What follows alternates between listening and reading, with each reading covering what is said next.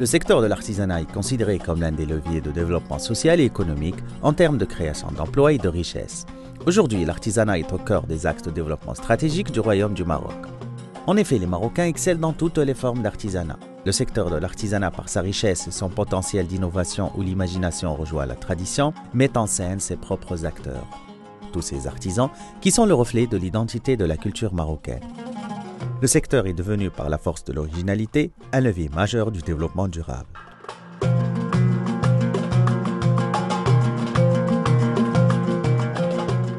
Le tapis est un art traditionnel ancré dans la culture populaire marocaine. Les motifs, les coloris et la structure se déclinent selon différentes variantes d'une région à une autre. Il existe de grandes familles de tapis, le tapis citadin et le tapis rural, en plus du hanbel. Le tapis rural et le hanbel sont issus des cultures amazighs des différentes régions du Maroc. Tant dans les milieux ruraux que citadins, le tissage des tapis est lié à des croyances mythiques et des pratiques rituelles qui confèrent à cette activité une valeur hautement symbolique. Le produit s'en trouve par conséquent lourdement chargé de signification. Dans les variétés du tapis citadin, on distingue celui de Rabat à point noué et témoin d'une influence orientale. Le tapis de Fès est à point noué, dérivé du tapis de Rabat. Le tapis de Mdiouna, à point noué, originaire de la région de Casablanca et dérivant du tapis de Rabat, mais dont la composition générale et les motifs utilisés se démarquent nettement des autres tapis citadins. Le tapis rural à point noué compte l'Echdif, qui est un tapis de laine confectionné surtout dans les régions de haute montagne. Composé de nœuds amazigh sur 2 fils, il se caractérise par la longueur importante des mèches de nœuds pour une meilleure isolation et une bonne conservation de la chaleur.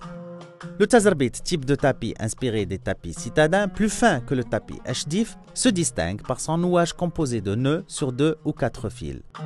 Le Yaqoubiya, type de tapis du Moyen Atlas central, inspiré des tapis citadins. Les hanbels sont des tissages très serrés et résistants, dont la chaîne est en laine, en général filée à la main, et dont la trame forme des dessins qui varient selon les tribus et les régions. La composition visuelle du champ du tapis présente de nombreuses variantes. Contrairement au tapis noué, voué presque exclusivement au recouvrement du sol, les hanbels répondent à divers usages, ce qui explique la diversité des dimensions de ceux-ci.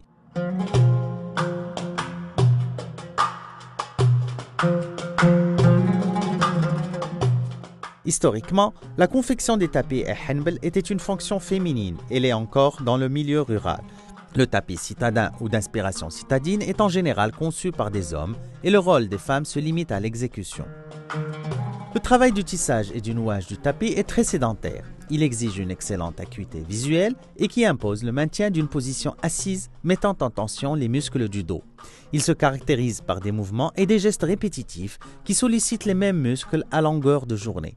Ces particularités du travail exigent une bonne résistance à la monotonie musculaire. Afin de maintenir sa condition physique et de préserver la qualité de sa vision et de sa santé, la tisseuse doit pouvoir appliquer des mesures préventives et adopter des habitudes de travail ergonomiques avec un éclairage naturel et un mobilier adapté à la posture de travail.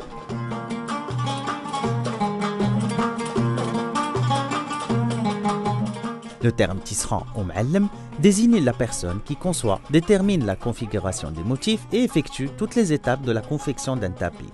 Dans les ateliers de tissage de tapis citadins, ces appellations sont en général réservées aux hommes. كان عندي واحد الميول انا لهاد الصنعه اللي انا حدي الان فيها هي الزربيه. كنا صغار كنشوفوا السواح وداك الشيء وداك لي بازار. كانت الزربيه كتاخذ داك النظرات ديالي داك الالوان اللي فيها وداك السائح اللي كيتقداها وداك الشكل. كنقول انا هاد الزربيه كيفاش تتخدم.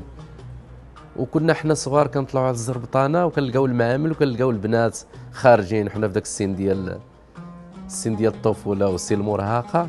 كنبقاو نشوفوا داك البنات كيفاش يخدموا كيفاش المعامل كيفاش هذا من الصغر كنبحث كيفاش داك الزربيه كتخدم بداك الطريقه. Dans les ateliers de production de tapis, l'appellation tisseuse désigne la femme dont le rôle se limite à l'exécution du tissage, de la trame et du nouage. Dans un contexte de travail individuel ou coopératif, cette même appellation ne cantonne pas la femme dans un rôle d'exécutante. Tisseuse désigne une mono-artisane qui conçoit et qui effectue toutes les étapes de la confection d'un tapis. Le terme artisan du tapis est employé pour désigner de façon générale tant les hommes que les femmes qui œuvrent dans ce domaine.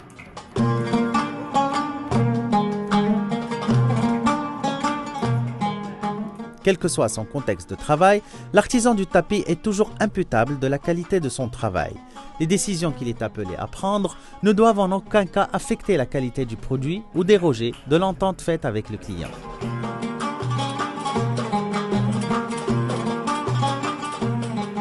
Le tisserand, le ma'allem et la tisseuse individuelle qui engage d'autres tisseuses répartissent le travail de façon stratégique, selon les habiletés et le niveau d'expérience de chacune. Ils supervisent le travail, gèrent le temps de production et contrôlent la qualité. Pour ce faire, ils assurent un suivi continu de l'exécution afin de pouvoir résoudre les problèmes dès qu'ils se présentent. La stratégie propose de bâtir une image de marque qui soit en harmonie avec le nouveau positionnement de l'artisanat marocain. Un artisanat à fort contenu culturel, à la fois moderne et authentique, et véhiculant des valeurs de créativité, de qualité et d'innovation. Dans ce contexte, le système de formation professionnelle met en place une nouvelle offre de formation cohérente avec les besoins du secteur en qualification et compétences et qui répondent aux exigences d'une approche par compétences. La formation par apprentissage dans ce secteur constitue pour les jeunes le mode de qualification professionnelle le plus approprié afin de favoriser leur insertion socio-professionnelle.